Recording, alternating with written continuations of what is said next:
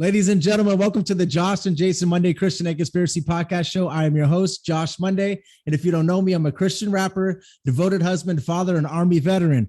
And I'd like to introduce you to my co-host. He's a football coach, a devoted husband, and Christian. What's going on, Jason? What's up, man? Yes, this mustache is not a glue on. It's not a disguise to try to keep myself disguised. So let's go. We're getting in too much. We're digging in too much stuff today. So some glasses. Like I don't know who this is. That's why he doesn't have his name there. Yeah, I put my name just splattered on the intro. But okay, so guys, we have a very special guest for you today. He's author of Genesis 6. He's also a Genesis 6 conspiracy, and he's working on a couple sequels to the book. One sequel to the book and a few others. And I've heard him on several different podcasts, and he's been crushing it. How you doing, Gary? Or Gary Wayne? Sorry, sorry, Gary.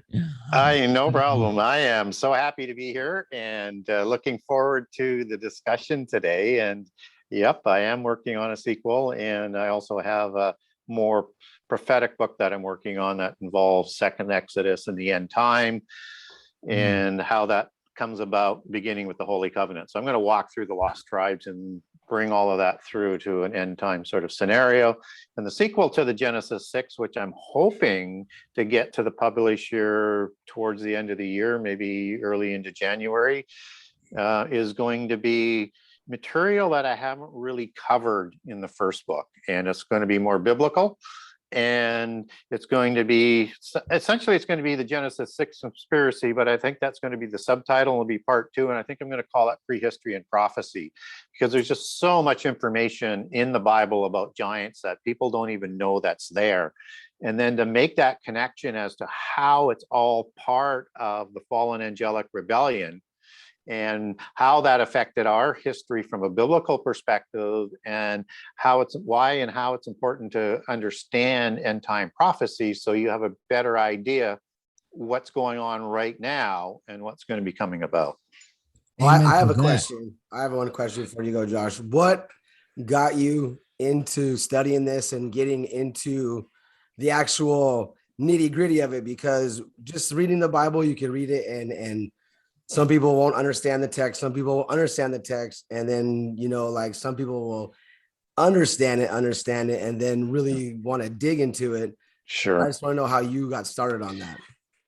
Well, I think 2 points on that you're talking about. The one is kind of a manifestation of how I got involved on it. But when I decided I was going to research the Bible, and I'll tell the story of how I got there in a minute, I didn't want to read the King James Version Bible because it made my mind go to mush, and the language wasn't there for me. And so when I want to read the Bible in an easy manner, I'm going to read an NASB or NIV or an Access Bible, or one that is in today's language so that I can understand it. As I really got into the research, I expanded to using about 6 different translations so I could understand what everybody was talking about, try and get the whole meaning. And I started to get back into the King James Version Bible through the research, because then I needed to get in behind the words. I needed to get to the original Hebrew and into the original Greek. And that for me was best done through the language that's being used, that's a little bit more archaic in the King James Version, like, terms like dragons and that. What are they talking about, dragons? I'll take that back and see what they're actually talking about that. So that's how I got through the ability to read with ease, because I went at it at first through a more modern translation. Now, what happened after I got to be a teenager is I walked sort of away from the church, and with the peer pressure and having fun and the education and the brainwashing and everything else that was going on, I was just out there having fun, and I didn't want to have anything to do with church or anything like that. So I basically left and started to believe in evolution. And when I think I was 20 or 21, my brother was over, and he had a friend, and we're tossing back the beers on a Friday evening. And I don't know, late into the evening, one of them says, how brave are you? I said, what do you mean? I said, well, do you have courage? I said, well, I think I do. So why would you ask me a question like that? And they said, well, if you've got the courage, we're going to challenge you to read a book. Both of them had read it, and they said, we're not going to tell you a whole bunch about it, but they started talking about things like, Antichrist and false prophet. And I'm going, okay, I think I remember something a little bit about that. And so I took up the challenge, and it scared the socks off of me. And so, and the book was called The Late Great Planet Earth by Hal Lindsey, who was way ahead of his time. So that tells you maybe how old I am, because he wrote that in the 60s or 70s. And this, I think it was 1980, 81 or so, when that challenge happened. And so, but I'm a contrarian by nature. And so I wanted to understand, was Hal being accurate? Was he embellishing? Was that actually in the Bible? And so I thought, well, I better get out a Bible, and I better start to look some of these things up. And then I found that those prophecies that he was citing, it looked like it was genuine to me, like he wasn't manipulating scripture. So then I thought, well, I really need to get into this, because if this has, if it's 50% true, this is something I need to know about, right? Yeah. Whatever that percentage is, that sort of gets you over to, but I was scared at this point, so I needed to know, and I'm obsessive. So I went back to my brother and I said, I want to research this in a way that makes sense to me, but the King James Version Bible just makes my mind go to mush in about 5 minutes. And I know a lot of people can read it with ease. I can't. So he said, well, try the New International Version. And so that's the one that I bought. And that's how I came back to Christ. And that's how I started my research. And so I started to read the whole Bible. And after reading it once, I thought, wow, there's a lot in here, and there's just too much to understand, but I want to learn about prophecy. So what I'm going to do is I'm going to reread it again. And then I'm going to start logging down in handwritten files all of the passages that have different prophetic narratives to them. And there's many narratives in prophecy, so there's a lot. So it took, all of a sudden I went from a small little filing system to a monster system, because there's just so many different narratives that stream through prophecy and interweave with each other. So you have to make those cross references as well. But very early on in that, I came across in Genesis 6:1-4 something that was just crazy. It was about the sons of God going to the daughters of men, and they created giants. But it was called Nephilim, but it was Nephilim. Can I read it real quick so everybody can hear it? Because I didn't really get to do a verse at the beginning. So we got Genesis 6. Now it's this is going to be the new King James version. Okay, guys, says it scrambles my brain too sometimes with the King James. So now it came to pass, when man began to multiply on the face of earth, and daughters were born to them, that the sons of God saw the daughters of men, and that they were beautiful, and they took wives for themselves, for all whom they chose. And the Lord said, my spirit shall not strive with man forever, for he is indeed flesh, yet his days shall be numbered to 120 years. There were giants on the earth in those days, and also afterward, when the sons of God came to the daughters of men, and they bore children to them. Those were the mighty men who were old, men of renown. So that's what we're speaking of, guys. Yeah. So go ahead. Yeah. So I get to this thing, Genesis 1-4, and it's talking about, in the NIV version, doesn't use giants. It used the word Nephilim. I'm going, what the heck is that? Well, I don't want anything to do with that. So I just ignore it, right? That's, but then, I research it a little bit further, and it's nagging me. So I start researching, what are Nephilim? And I'm finding out they're giants, and I'm going, oh boy, no. I'm not ready for this stuff. So I'm just going to stick on what I'm going to do. And then I keep logging and researching. And by the time you get into, not too far on and into the time of Abraham and the Exodus, you're getting giants all over the place, right? By different names and things, and different peoples that I couldn't, a lot of them I couldn't trace back to the Table of Nations. I'm going, well, is the Bible that inaccurate, or am I missing something? So then what I thought what I should do, and it was well after this because it was troubling me, but I thought I'll continue on. So then I decided I need to not only log what's going on with prophecy narratives, but I need to log on what angels are all about, put those in files. what demons are all about, put that in the file. Log the different kinds of peoples that I can't find in the Table of Nations, and the Nephilim and the giants and other giants, and put them in it. And so that's what I did. And then after I did that, then I started to write just sort of connecting verses, and I created binders full of hand typewritten at the time prophecy narratives, so I could string sort of like a story together, not in a novel form or anything like that, but just so that I could understand it. And then I thought, I've got 12 or 15 books here I could write. And so I thought, well, but I'm a nobody. I don't even have a university education. But I want to see whether or not I can actually write a story. And if I wrote that story, could I get it published? And if I could get it published, would anybody even read it? And if some people read it, would it sell enough to even be worthwhile doing? So I thought I would write a short book. That was the plan. I'm so naive at times.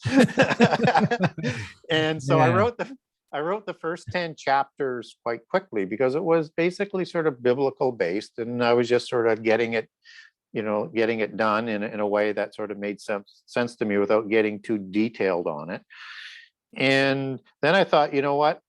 When I grew up, I was a real fan and almost obsessed with history and with mythology. And I thought, what? I know there's a whole bunch of connections here that other people haven't really made sense of or connected it properly to what is written in the Bible. And a lot of what's in those mythologies is what I like to call a parallel story, or knockoff, your choice, of what's in the Bible, but this is discussed and described in stories around the world, in all cultures around the world, through a polytheist lens about the same events. So, but just oh, I'm sorry, Gary. I'll wrap this up pretty quick. So when I did that, it led me into, I had to learn about the religions, and that led me into the mystery schools, and then that brought out the secret societies when you dig into that. And then I went down rabbit holes for another 10 years or so, just figuring that out and saying, how am I going to get this in the book? So that's how I started. So it turned out to be a published book of over 800 pages, and I took out 350 to 400 pages, so just to get it published. And so that's sort of how I came about it. And so I'm a prophecy buff for my first passion now, but I'm still a mythology and a history buff as well. Yeah, me and my brother are both Chuck Missler listeners, so he does the same thing that you were talking about, like where he's kind of cross-referencing these other, like with the Greek and Greek gods, like mating with humans and all this different stuff. So it's interesting that you were doing that. I think it's so cool how you were just digging in, and I like how you were listening, like reading different versions, so that you can come to your own conclusion. I think some people just stick with one. So I think it's cool to read different versions of the Bible. I think that is pretty smart to do, so you can kind of come to your own conclusion of what it's actually saying, because it is tough for some people to just jump into the King James Version. I thought that was pretty interesting, as far as the secret societies, like how do you want to kind of go into that, and how that connects to the giants, and how they connect to the fallen angels and all that? Is that okay? Sure. It's a big topic, so feel free to jump in anytime, or you want to say, let's get some more information on that, or I want to ask a question, because I have some questions on all the secret societies for sure, man. I know you're really good at this. So let's go. The first thing is that when we're talking about secret societies, people sort of look at secret societies as we understand it today. And so Freemasonry would be a secret society that people would know, in the Illuminati and the Rosicrucians. And then as you get into it, you start learning a little bit more about some of these other ones. You're not sure how they fit in. It could be the Bilderbergers, it could be Bohemian, it could be the Club of Rome, it could be these thousands of other types of organizations. And you've got Lions Club, and you've got there's just endless sort of orders. And how does that sort of fit in? Is it just sort of an old boys club or whatever? what we're seeing is a manifestation of something today that was created even before the flood, and an organization that crossed the flood. And so to learn about secret societies, you have to understand how that fits with fallen angels, and you have to understand how that fits with the giants. And so if you're not accepting giants, well, you're probably not going to accept what the secret societies believe about it as well, but that's fine. But to understand that, it's important. So when people get into and start to learn about the history of Freemasonry, they're a little bit surprised because the book of Freemasonry that was written by Albert Mackey in the 1800s, one of the sort of most famous Freemasons of the 1800s, I think Pike would be alongside of it, but yeah. Mackey was a historian. He was really connected to the old Polychronicon. If people haven't heard about that, that is the old oral traditions that he put some of the history down from. That not all of it is written down or available, although I understand you can get a Polychronicon for a lot of money, but I doubt whether it's the complete version because that's held by the adept levels. So this history goes back to before the flood. This history goes back to Adam with the knowledge that he learns in Eden, which we get by deducing it, because in Eden, you have Adam first created by himself. Eve is created later, but he is to name like all of these animals, both hunters and vegetarians, right? Carnivorous ones and vegetarians. And this is this huge space of land. This has orchards in it. It has rivers running through it. There's irrigation that's going on. There is fields, there's ranches, there's all of these different things. And he's taught knowledge by God to run this because there's only him. Yeah. And we're not told that he's getting an army of angels, a host of angels to give him a hand. Yeah. And so it would take knowledge to do that. That's the inference that you would walk away, that the Masons would base their belief on. And of course, after they get ostracized from Eden, Eve and Adam, they have Cain and Abel. And of course, Cain kills Abel, and then Seth is born some 130 years later or so. And so you have this knowledge that Adam taught to Abel, to Cain, and then to Seth, but Cain is ostracized and sent away east of Eden. And he has this knowledge that Adam taught to him because he was an adult at some point. We don't know how old of an adult, but he's an adult. And so he has this knowledge, and then he finds a wife, which is a rabbit hole I'm not going to go down right now. But he finds a wife, and okay, go ahead. He has a son named Enoch, who he teaches this knowledge to, and it's this raw knowledge. And so Enoch, and if people need to have their memories slightly refreshed, there are two Enochs in Genesis. One is the first son of Cain, and one is the son of Jared on the Sethian line. And the Sethian Enoch is the holy one. And of course, Enoch, being son of Cain, he is somebody that I call Enoch the evil in my book, just to keep them sort of separate. And he's taught all of this knowledge, and Enoch separates this knowledge into the 7 sacred sciences. We know as the 7 liberal arts today. Yes. And they have an agenda there to basically 4 major points. One is to honor the pantheon of their gods that Cain is going to now worship. That's the fallen angels. And the second one is to lead people away from God, just as he has rebelled from God and is basically holding a grudge against God, as you get, again, from the inference of all the evil things that he's doing that you learn about Cain. And not only is he trying to lead people away from God, but the knowledge that they're going to use is going to be used to not give God credit for anything and to degrade God. So if you think that's similar to what goes on in the universities, that's not by coincidence, right?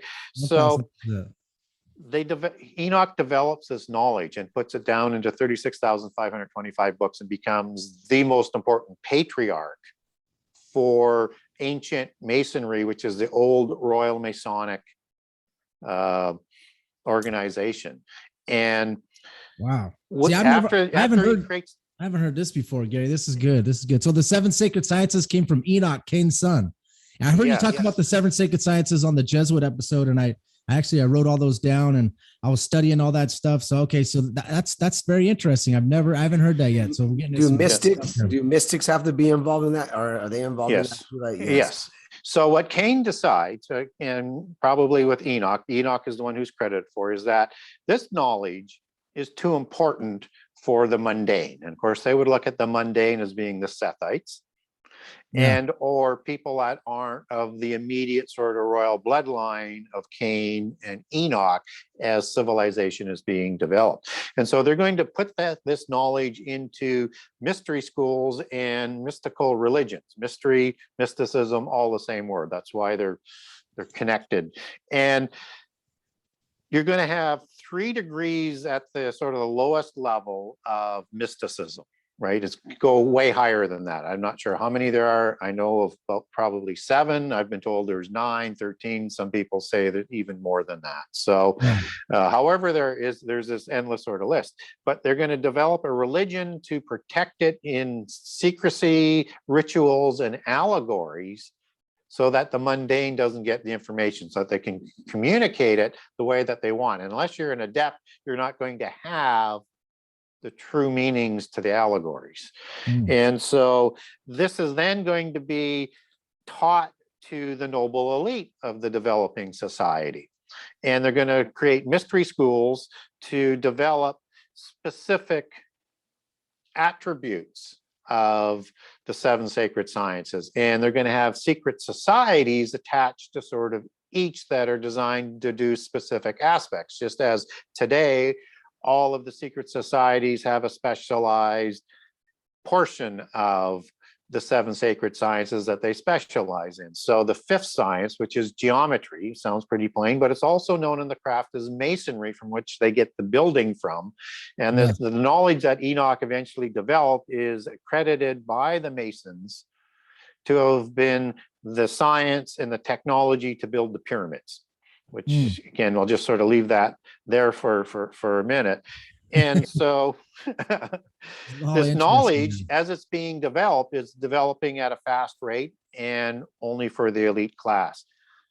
And at that time, as they're honoring and worshiping the fallen angels, the gods in polytheism, whether it's Baal, son of El, and Zeus, son of Kronos, and on and on and on, the pantheon of gods, they are going to get closer and closer to the fallen angels who are governing the earth at this time. So very early on, Enoch is in very close association with the fallen angels known as the Watchers, also known as the sons of God in Genesis 6.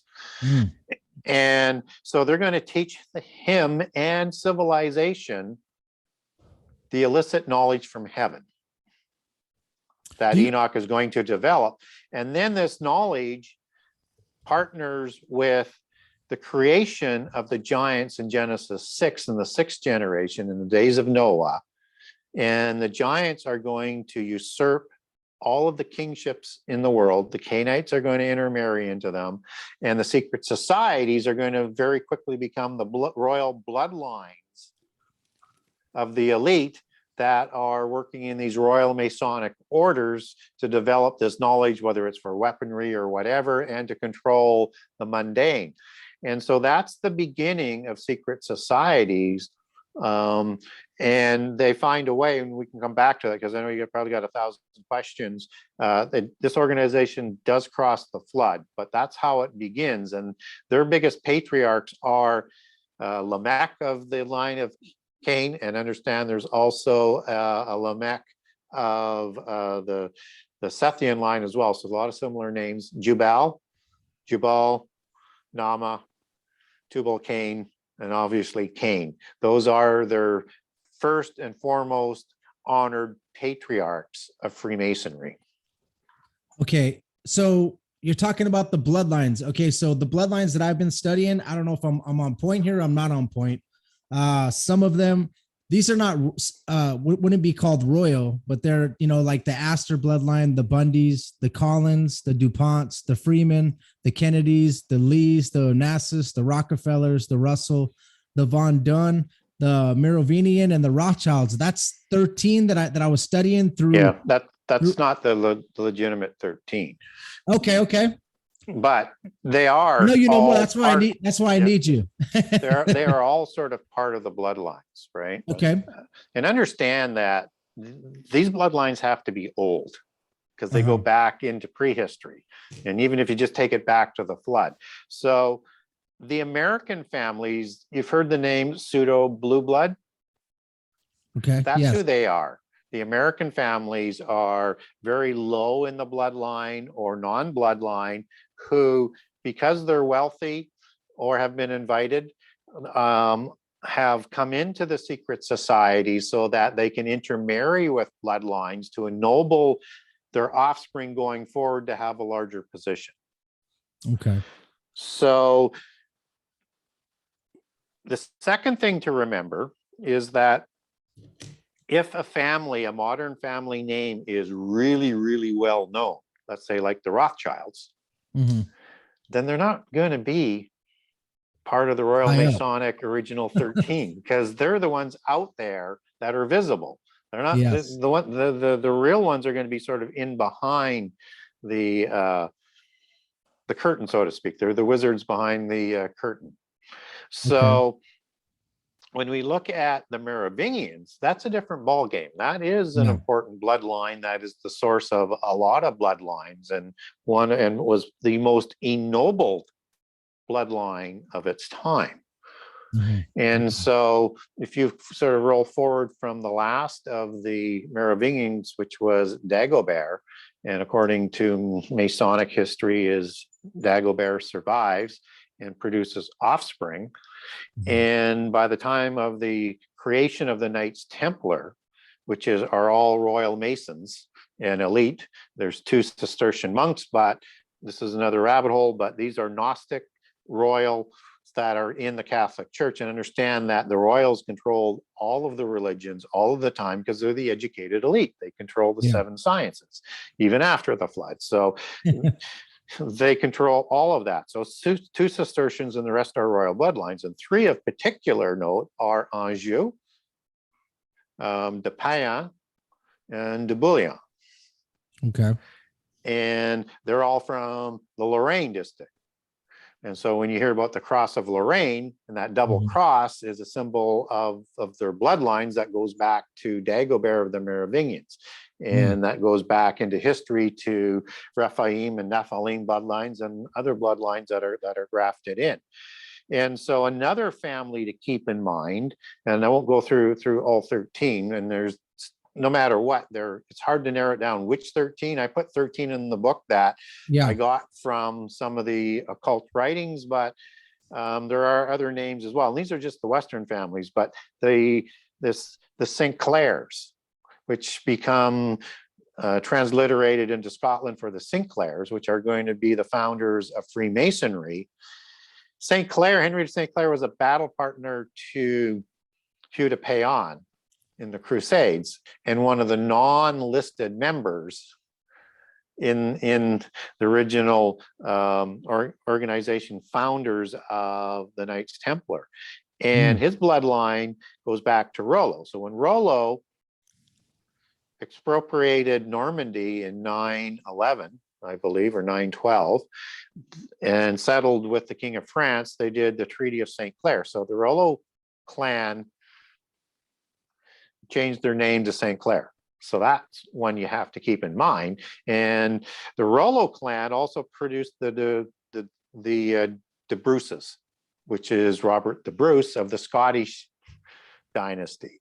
And they also produced William the Conqueror. They also I'm not texting, I'm writing notes. So.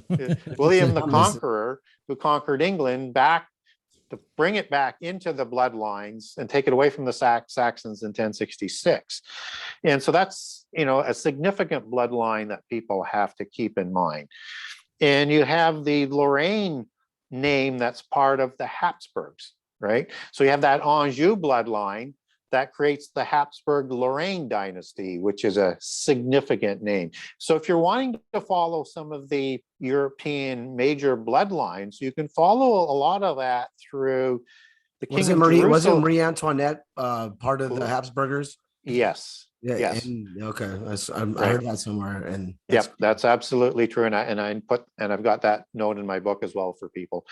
So you also have the so if you want to follow the bloodlines, I think is where I was had left off, is try and follow the King of Jerusalem title. Okay. Which is currently held by the Bourbon family, which is an offshoot of the Habsburg-Lorraine dynasty, who also held the King of Jerusalem title, just as the Anjou family did. So you've got bloodlines that are intersecting in there that you have to follow. So the King of France, not King of France, the King of Spain today, King Philippe, son of Juan Carlos, who was also King of Jerusalem, are the current holders of that title. Okay, and they're part of the. Are they part of the Order of Garter? All these bloodlines that you're talking about? Because I've actually looked up. I've looked up and seen everybody that's part of that, and it's most of the royal people right now. And then the Queen of England and Prince Charles is actually supposed to be on top of all that. Well, exactly. So, but understand that each of the royal bloodlines, of the true bloodlines, are going to have their own sort of hierarchy of royal Masonic orders. So yes, that is one of them. Another one would be, and you'll like this name, this is from the Norse bloodline family. Their royal Masonic order is Knights of the Seraphim, which are the fiery serpent-faced dragon angels. Seraphim. Okay. I got some studying to do, guys, because Gary's coming out with some hard hitting. He's crushing it. I haven't heard of any of this yet, so obviously I need to get your book and read it and study it. So good. So all right, keep going. So obviously the Hanovers, which are the Windsors, and they changed their name in World War I from Hanover to Windsor, is another one of those significant bloodlines. So the point of the matter is, without going through all of them, and there are more important names in there. I mean, de Geezer is another one to keep in mind,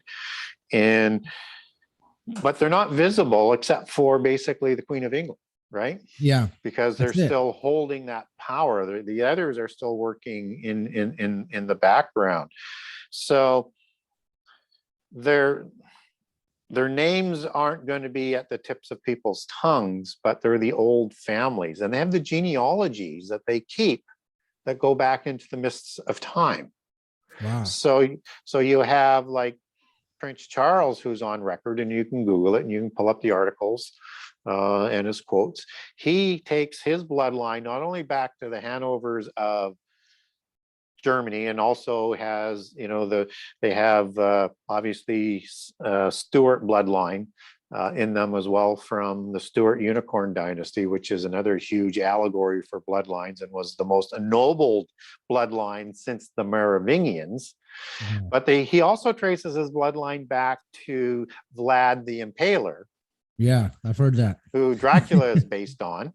Yeah, and that, Dracul, and A is son for a dragon, and he takes his bloodlines back to the Tuatha De Danann of Scythia shortly after the flood, and he had that typical noble Celt, noble Tuatha De Danann, or noble Tuatha Danu, as in the god Anu, red hair, hazel eye, pale skin, and was educated at the Mystery School of Solomon in Austria. And so, I mean, it really gets deep, right? So, yes. What about the Orsini family? Where do they lie on here? Sure. That's more of the Roman black nobility. Yep. I've like studied them recently, and I'm like, they stop at like 1737, like with their popes and their bishops. It's like it stopped all of a sudden. So where do they fit in, the Orsini family? Well, the Orsini and a few other of the black nobility, obviously that's Italian nobility. There's a greater black nobility that covers all of Europe. They use that name, and they also use Rex Deus. But Rex Deus is typically used more for the northern bloodlines. And Rex Deus means kings of God. Yeah. Deuce, some people might pronounce it. So, so they go back to the Caesar Augustan bloodlines, and the senators before Caesar made it into a Caesarship and a dictator or a royal family, they were all royal bloodlines back to their gods. Mm-hmm. Wow. So they were the noble elite. So that's just, again, there's those bloodlines that are important to remember in there as well. And the Black nobility was responsible early on, and as you say, not up to a couple hundred years or so, for having basically almost all royal bloodlines as popes.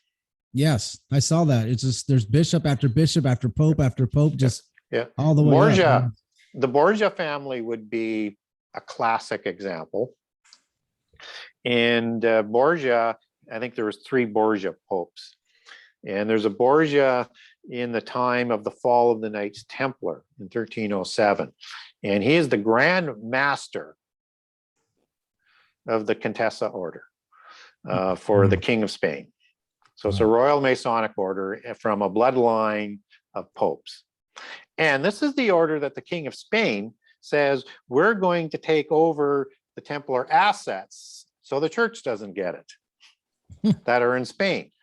And shortly thereafter, I'm sorry, it's the wrong. I got Borgia in the wrong year, but that's the Montesa order that takes over the Templar assets. So roll that forward to the 1500s, and Borgia becomes Grand Master for the Contessa order. And in 1523, he starts to sponsor Ignatius of Loyola for the Jesuits, which will come to get an order in 1537. By 1570, Borgia is the 3rd leader of the Jesuits as a Royal Masonic order. And not only were they chartered in the beginning to take over the seminary schools to do the teaching, but they were also in control of the banking. Wow. Yeah. See, they got control over it shortly after. And so they got the Vatican banking, and then they moved that to Switzerland. Yes.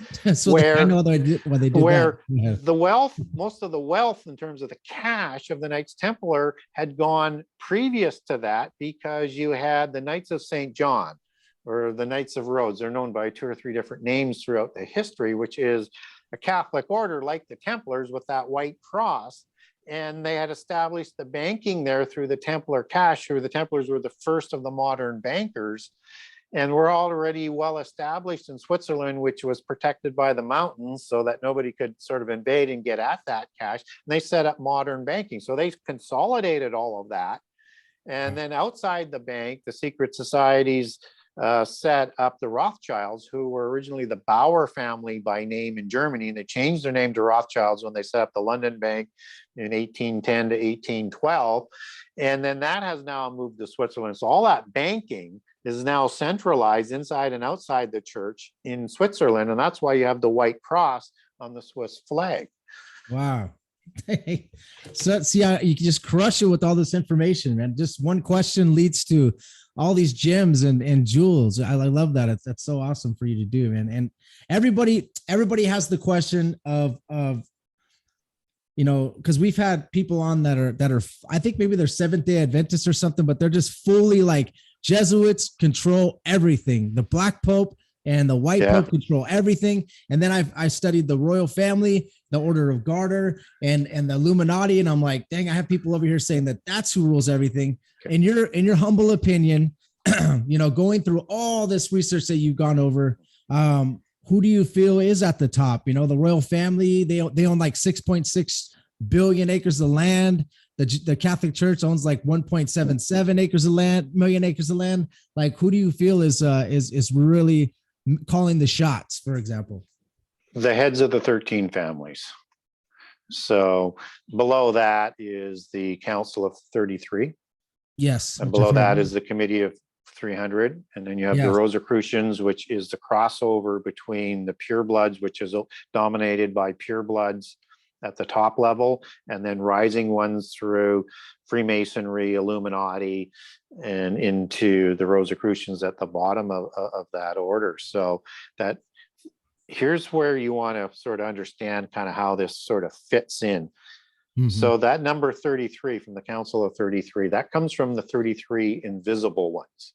These are the heads of the 33 families that were overseeing the Priory of Sion and the Knights Templar organizations, which were one until 1188, until they split at the cutting of the elms at the Geezer Castle in Normandy, because they had lost Jerusalem at that time.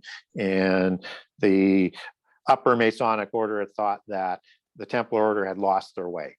I mean, number one, losing Jerusalem. Number two, not fulfilling what their agenda was, and they're just too focused on banking and power. And so you have, after the fall of the Knights Templar, you have 33 invisible ones that form a group, and they're going to sit down with the Pope and say, we want to restart the Knights Templar. And the Pope agrees to it, but he says, but you're not going to lead it. We're going to have our nobility sitting that is going to lead it inside the church. And they said no to that. So they went sort of underground as the 33 invisible ones. And by the way, that's why the Invisible College is also another name for the Royal College, because it was started by Rosicrucians and Freemasons. And I'll connect those dots in a second. So the 33 invisible ones are the Rosicrucians at that time. Right, but they're going to sort of make what they're going to do is they're going to make a fully hierarchical organization through the families higher than that, keep purebloods within the Rosicrucians. And so at the time of Ignatius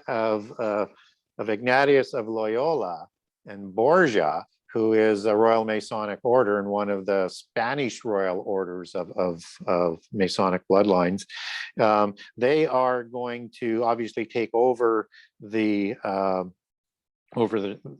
Jesuits, and it's the Rosicrucian order that sort of is set up by this invisible 33 that are going to be the ones promoting and working with Borgia and Ignatius to set up the Jesuits within the Catholic Church to replace the Templars and do the same goals that they had before. And they are called within the craft the New Templars within the church. So who are they going to answer up to? They're going to answer up to probably the Committee of 300. Some people think the top level of the Rosicrucians, but I think up through the Black nobility, as you identified in Italy, and then into the Committee of 300 families. Yes. Okay. So now the Council of 33, some people are saying that they're like the highest in America, right? That's all over the world, right? The Council of 33 is all bloodlines all over the world, right? No, I thought they were the top of the Freemasons in Washington or DC or something. Is where they all. So maybe I'm wrong.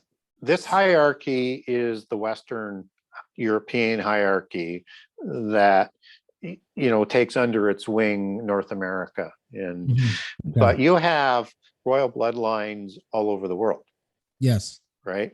And they have different organizations. I'm not sure how many there are, but I'll give you one example for sure that's pretty easy for people to identify. And they have a strong history of famous secret societies that would work with the secret societies in the West as equals.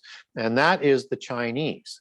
So the Shah dynasty takes their creation back to the dragon creators, both before and after the flood. These are seraphim angels, serpent-faced angels. And they start the Shah dynasty, which produces all of the Chinese dynasties coming out of that, and which are spawning a lot of the royal dynasties in Southeast Asia, and even the Yamamoto dynasty, which is another significant royal bloodline in Japan. Which I was about to say that, sounds Japanese. Descends off of the Li dynasty. And so the name Li is basically a modern translation for the Shah dynasty. There's a couple different branches as it goes forward. And Xi Jinping today, the Xi, goes back to XI or XIA, which is the Shah dynasty. That's the royal bloodlines. And they have secret societies that work at the same level as the secret societies in the West. And my understanding is, and they also like to call themselves the Red Dragon bloodline, by the way, in the East, another interesting term. And they have,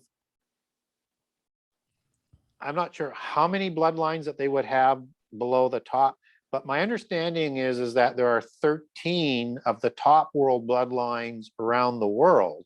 And I don't think there's 13 groups, but they would probably, each area might supply, let's say 1, 2, or 3. But you've also got other royal families that are in like India, like the Singhs and the Khans.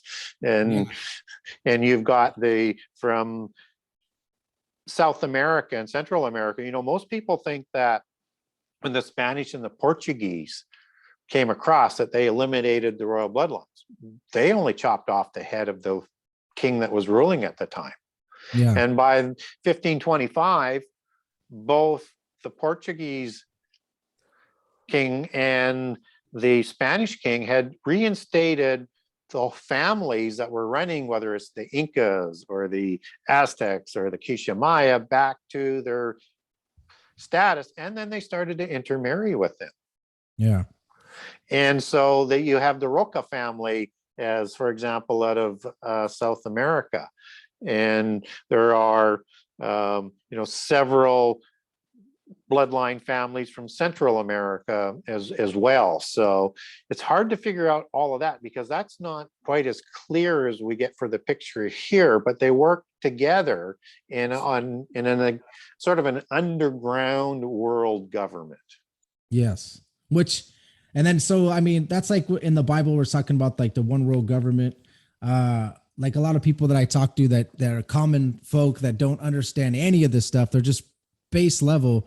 They don't understand when I tell them that, like, they could see it now with how this corona is going, like how it's like a one world government all working together, but it's, so that's like the one world government that's happening basically right now. It's just it's all set up already, and they got everything in place, ready to go. They got all the bloodlines, all the families, their leader, Satan giving them the orders, the fallen angels also giving them the orders. Yeah. You think it's pretty set up right now and ready to go? I mean, as far as how they're ruling? They would like to bring it on sooner than later. Yeah. And they're always over optimistic at how close they are. Yeah. So, you go back to the Bush speeches of 1,000 points of light.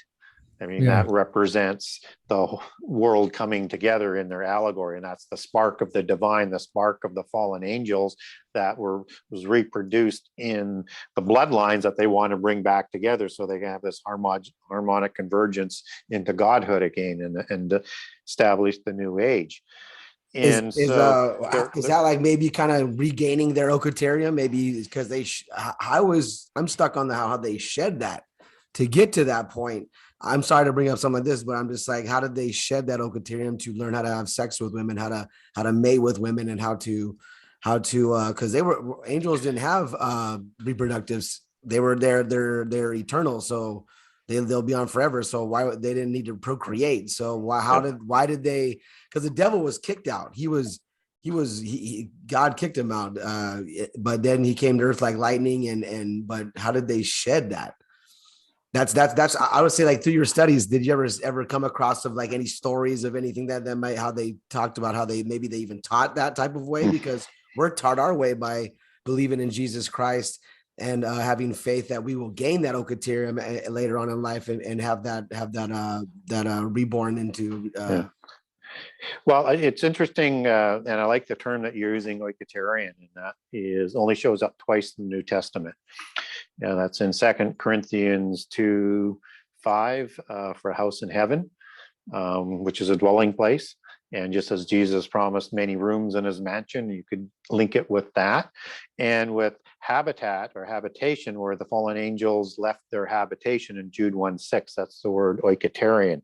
And that it has a definition of dwelling place for the spirit. And it's a very important term if you're going to understand how fallen angels were able to procreate with human females in the physical world. Angels are spirit beings from a spirit world in another dimension in heaven. just as God is spirit and just as the Word was spirit before he became flesh. And so they left that habitation. They left that oiketerion, that dwelling place for the spirit. So just as you have a body and a dwelling place, not a body, but a dwelling place in heaven where you interact in the spirit realm, if you can come into the physical world, but you can't really totally interact because you're spirit, right?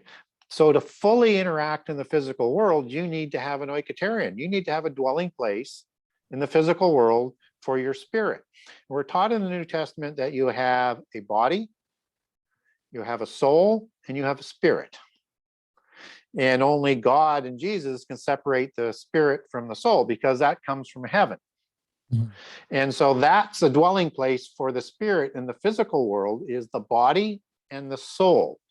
And so if you're going to have a spirit being take a physical form, and we know they can, because they show up as men in the Bible, in the Old Testament, and many other forms. But just to do a quick example, in the story of the angels that go to visit with Abraham, they're not even recognized as angels in the beginning, and they can touch, they can talk, they can interact, they eat, they drink, they walk, they touch.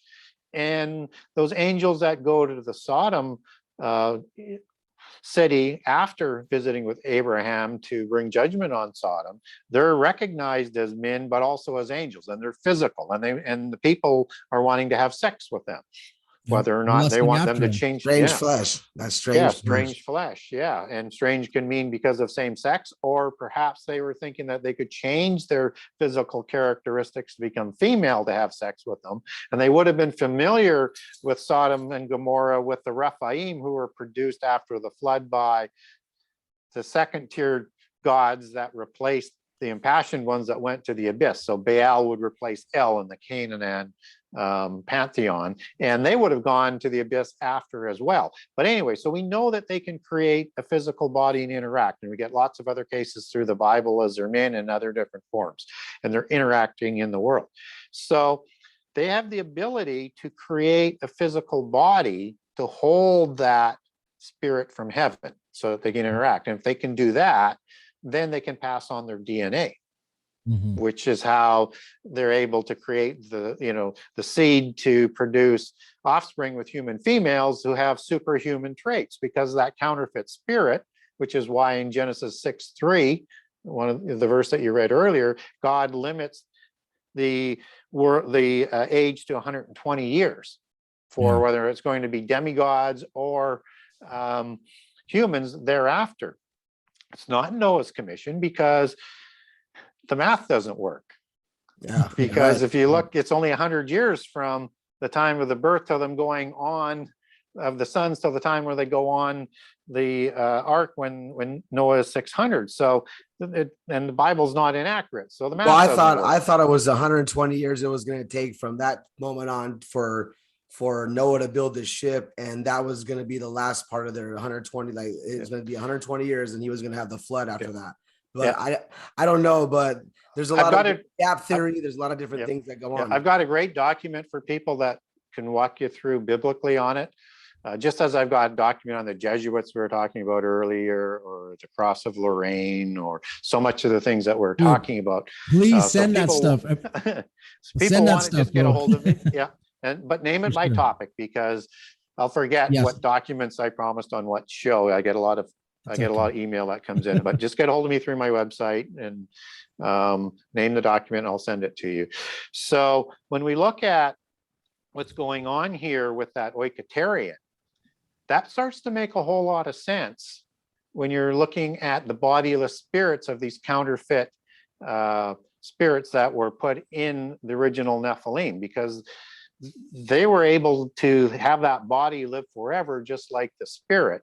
And by the way, when in that document where I'll talk about this in terms of Genesis 6:3, the 120 years, I'll take that back to Hebrew for people so they can get the meanings of the words. It's got nothing to do with Noah. Okay. Okay. So this counterfeit spirit is still going to be immortal, because it's the spirit that was passed on from their fathers. but the body's going to die now. So that spirit is not going to be able to go to sleep like humans do. And it's not going to be permitted to go into heaven. I have a great document on demons if people want, and how we know the demons are the bodiless spirits of giants, and it's all biblical. Ooh, and you roll that forward to the time of Jesus, and he's dealing with the demons. Yeah. Who are afraid that he's going to send them to the abyss or the lake of fire before their time. And Legion is the classic one, but he's depossessing people all the time. And these are these bodiless spirits of demons, because the only way they can interact is to have an oikotarian. There's also they've lost it. So they have to possess a human to interact in the world. Yeah. And that's not a symbiotic relationship, because it already has a host spirit. So you got that internal war that's going on. And so they're roaming, as Jesus describes them, they are like in dry places. They are thirsty for rest and to be able to interact. So you roll that forward to the end time, and the technology that we're developing, I think, is going to create clone-like oikotarians for these demon spirits, so that they can interact in those bodies in the end time. Now let's also look at, just so that people really understand the full context of this, and I have a great document on soul, body, and spirit as well, if people want it. No charge on any of the documents. Just get a hold of me, I'll send it to you. If you look at the word that became flesh, the word is spirit. But he's going to become flesh. But he doesn't become flesh in the illegal violation against the laws of creation, as how the Nephilim were created. The Holy Spirit is going to come upon Mary, who's a virgin, and is going to implant and do what the Holy Spirit needs to do to create the body and the spirit, because the spirit gives life to everything, to create the oikotarian for Jesus to come in and interact in the world in a physical way. That's beautiful. Makes sense. That's so awesome. Hey, that really hit home. Okay. Let me ask you a question. So I was listening to Pastor Chuck Missler, and what he was saying is he believes that the demons are the Nephilim when they died in the flood. I kind of similar to kind of what you were saying. He believes that is the spirits of the Nephilim, because they weren't able to be saved, and they ended up becoming, demons. And then the fallen angels and demons are two separate things. People get that confused, that demons are the same thing as fallen angels, but the third, that fallen angels, that's different than demons, right? Yes, totally different. So, and they're classified as, and they're described as, take that back to Greek, it could be evil spirits. It can be devils in the New Testament, and that goes back to the Greek word daemon for demon, and it's different. And when Satan is called the devil, it goes back to the Greek word diablos, which is a different word. That's why it's important to get the full meaning sometimes at a Greek, and they don't get confused with diablos and daemon in the Greek. So you know the differences between it. And other angels in the New Testament, they're called, whether they're loyal or not, like exousia or dunamis, and words like that, which is part of that hierarchy, because a host of heaven is the Hebrew word saba, which is an army. And so it's an army, both the loyal and the rebellious ones, depending on who they're loyal to. And there's a hierarchy. And that's when you understand that they're like an army and there's rank. When I talked about the offspring gods in polytheism taking over for the parent gods because those parent gods disappear, those are the ones before the flood. And then like the Baalim show up after the flood, or Zeus or Osiris or Anki and Enlil, because they all had parent gods who had disappeared. And in polytheism, it is a rebellion, and they killed them, but you can't kill immortal beings. Yeah. Wow. Yeah. That's so interesting. All that stuff that you just said right now is just, it's blowing our minds, and it's really on point, and it really describes. This is cool because you are perfect for the show. We're a Christian and conspiracy podcast, so you are like the perfect guest that we can have. To be honest, hey, go ahead, bro. I think you were going to ask something. I don't want to because in Psalms, I think 22, it says, "The strong bulls of Bashan encompass me; they surround me." and Og, the king of Bashan, was a giant, and Bashan was a place that had cattle. It was known for cattle, but I think it speaks of more of a demonic presence that was there that turned, it's a lot of this stuff, because people understand that giants aren't just mentioned in Genesis 6. They're scattered throughout the whole Old Testament. And if you go through and read it really closely, you'll find spots in areas where they were rampant and that type of bloodline was going through. So it is 100% could be like this all could be very, very, very true. And I also believe it as well. Like just because God didn't finish annihilating these people, Joshua couldn't do it. Saul couldn't do it. Saul didn't do it. David didn't. No one. They didn't completely wash the blood of these people out of the existence. They defied God in some way, and they somehow still became, still around. Like you said, they just hovered around, and then boom, they started intermingling, and they started spreading. Mm-hmm. Well, and Og is said to be 3 times the last of the giants. And now that's a different word for giant that's used in that application. And in fact, the word Nephilim or Nephil, which is the root Hebrew word, and I am is the male plural. So you had seraph or seraphim, cherubim. It means ones or a plural thereof. And so Nephilim only shows up in Genesis 6:4, and then 2 times in Numbers 13:33, where the Anakim are called giants, the sons of the giants, and that's the word Nephilim. That's the embellishment, evil part of the report, as opposed to the accurate part of the report that is being detailed earlier.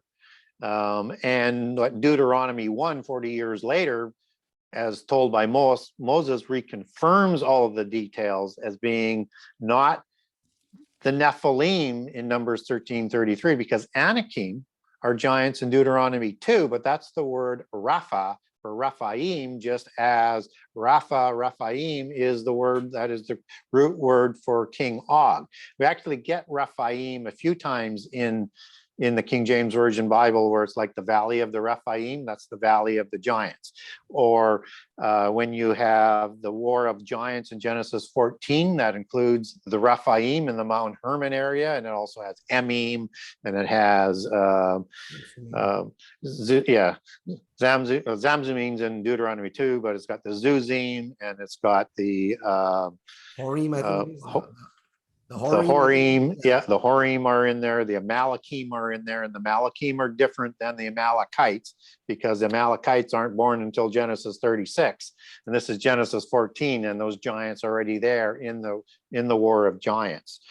And so you've got these giant names that are, in there, that when they're called a giant, except for those 3 places, twice in Numbers 13:33, and once in Genesis 6:4, it goes back to the Rephaim. The Rephaim are the post-Diluvian giants, and they're distinct, probably a little bit smaller.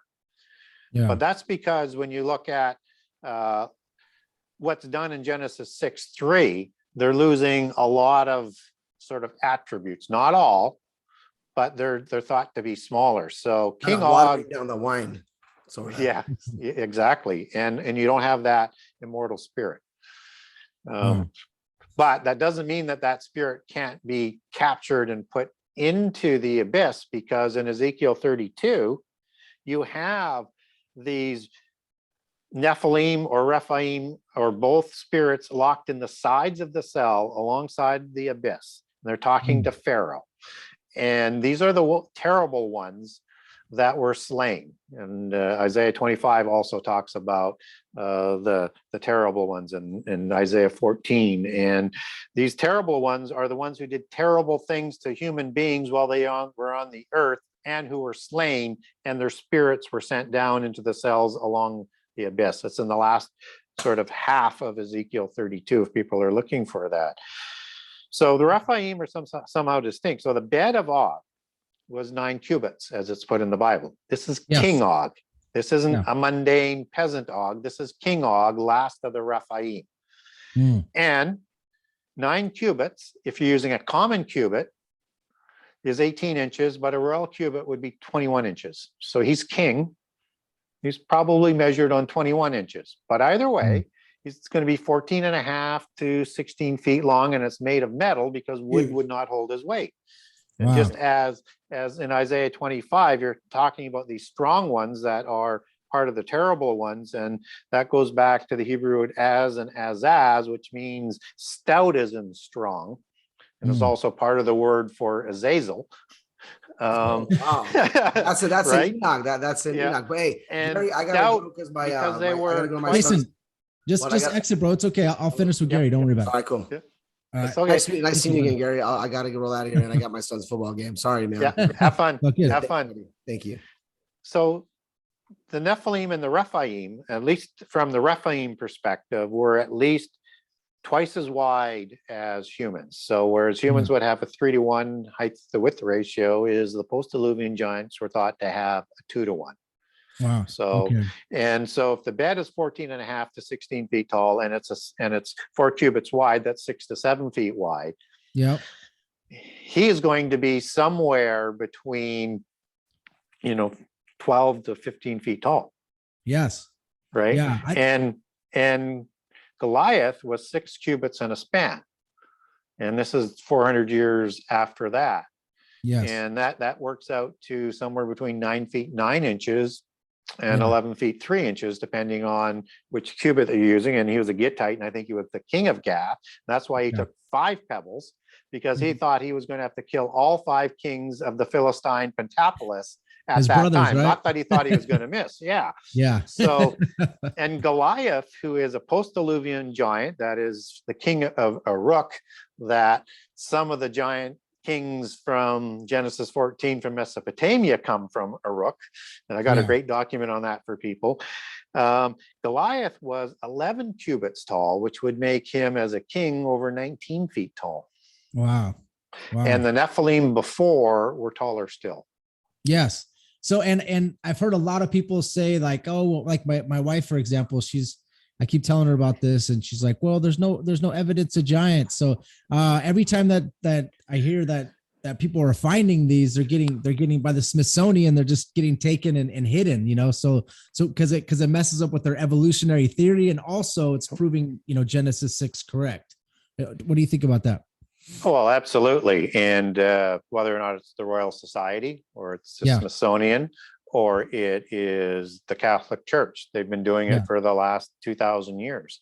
Yes. And in Josephus's time, giants were commonplace still. Yeah. Not as their time of David. And he has excerpts in his book, and he describes them, and their whole bone was different and engineered differently than humans. And they used to put them on display as as something to look at in wonder. But there are accounts, and I put some accounts in my book for people of around that time. I mean, there's 10 feet, they're 11 feet tall. It was not uncommon. I mean, they weren't like everywhere, but it wasn't uncommon. And so at the time of Josephus, and at the time of Jesus, because he lived in Jesus' time, and understand Josephus was a Pharisee and a Sadducees, and also lived amongst the Essenes for a while. So he understood all of the 3 sects.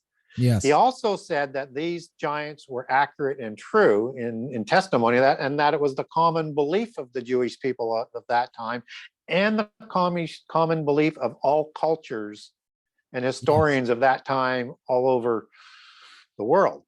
Yeah. And so there is these records that go back into prehistory, and then you've got all of these ancient reliefs that depict different sizes of giants.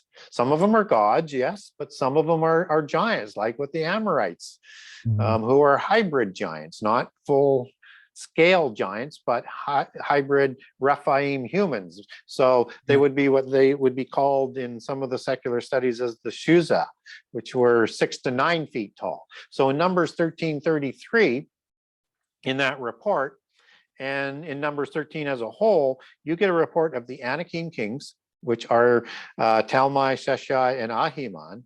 And you get people who are described as living there and taller, which are like the Amalekites and the Amorites and a few other nations that are listed. These are the hybrids. Yes. That lived and were ruled over by Rephaim kings. And so when now you go back to Genesis 10, and I'm surprised more people don't ask this question, but why don't 9 of the 12 Canaanite clans have patriarchs? Yeah. Because that goes back to a Hebrew word, and it means basically family or species or a kind. And only if you have a human parent as a patriarch in the table of nations of 70 nations are you listed. So you get these 9 that are listed without a patriarch. So Canaan is the patriarch, and we have his genealogy as a Hamite, and he has 2 sons named Sidon and Heth, and they're named. But Arba, who is the father of the Anakim, isn't listed. Rapha of the Rephaim isn't listed. Wow. Because they're not, because they don't have human parents, right? Because half of the parents was not human. Yeah. Wow. That's super interesting. Yeah. And so those 9 will have all Rephaim parents. And I'm going to cover that off in detail and try and link that back. And I do in quite convincingly to who, by the etymology of patronymic study and patrial studies, that you can take their names back. So like Amaru would be a Rephaim and an offspring of Amaru out of the Mesopotamian name for Baal, or some people say it's a separate god. I'll leave that for how they want to believe that. But he would be the Nephilim or the Rephaim parent for the Amorites, and which is why his name wouldn't be listed. Wow. So that's so interesting. And then I know like Native Americans also, like when they say how, they're looking for like the 6 finger. That's something I've heard. So they also have legends of giants, and they're all throughout history, that they have a history of giants as well. So we're going to wrap up here. Gary, I was going to ask you, is it cool if we have you back on like in November? Is that all right? I know that's soon, but maybe you can go over some other stuff. We could kind of think of a subject or something, and maybe Friday's your normal day to do a show, or do you have other Friday days? Or Saturday? Okay. Friday or Saturday. I will send you, if there's any dates open for Friday or Saturday in November, I will send that to you. Thank you so much. And I certainly do have ones available in December. I just would have to look at the calendar for November. So no problem. Well, I appreciate you coming on, and honestly, I was tracking you down for a while trying to find out how to get a hold of you. I was like, how am I going to get this gentleman on the show? He's like so perfect fit for this show. And thank you so much for coming on, Gary. I like to end the podcast in prayer always. But first, can you please tell them how to get tell the people how to get a hold of you, how to get a hold of your book? And I'm definitely going to be ordering the book for sure. Me and my brother need to study this book. So yeah. The best way to get a hold of me and to get a copy of the book is to go to my website. And that's www.genesis6conspiracy.com. That's genesis6conspiracy.com with the number 6. Okay. And if you go to my website, you'll get a generous excerpt of all 98 chapters. So you'll get a good feel whether or not it's a book for you or not. And on the website, you click on contact the author. And so if you want to ask me a question, you can get a hold of me for that. If you want to get a document on the demons, or we know the sons of God are who they are, and if you're on Oikotarian, or almost everything that we were talking about today, the Cross of Lorraine, I've got a 3-part series on that too.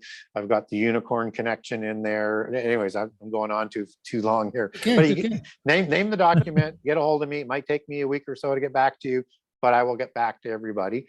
And on the website, you can also get a signed copy. So you click on the buy now, and you can click on for buy a signed copy, and I can custom sign it for you, or just do a standard signing. So you can buy it that way. You can also link over from my website to Amazon to the Kindle version and get the digital version if you're into digital books, or over to Amazon.com for the hard copy, or the written copy. It's the soft covered book, and or over to barnesandnoble.com.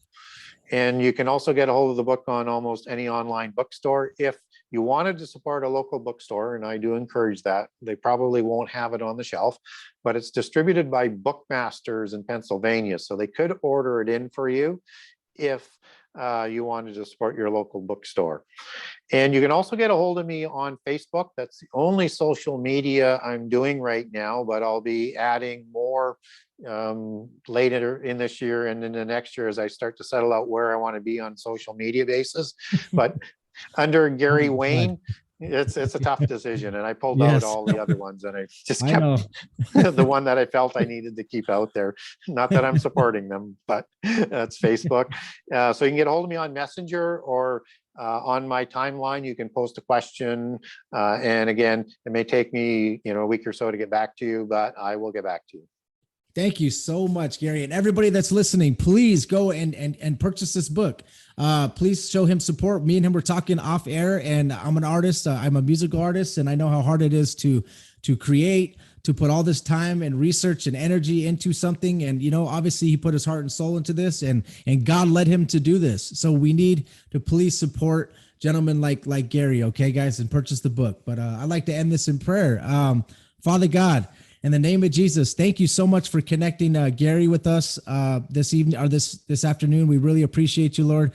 Please, we just want to pray for, please help our government to make the correct decisions, Lord. It's getting really hectic right now. We were speaking of the New World Order, and we were speaking of, Satan and his plan. Lord, we know you have the right plan. We know that you win in the end, and we really, really appreciate you giving us this time, this podcast, and giving us a clear connection. Thank you, God. We appreciate everything. Father God, in the name of Jesus, amen.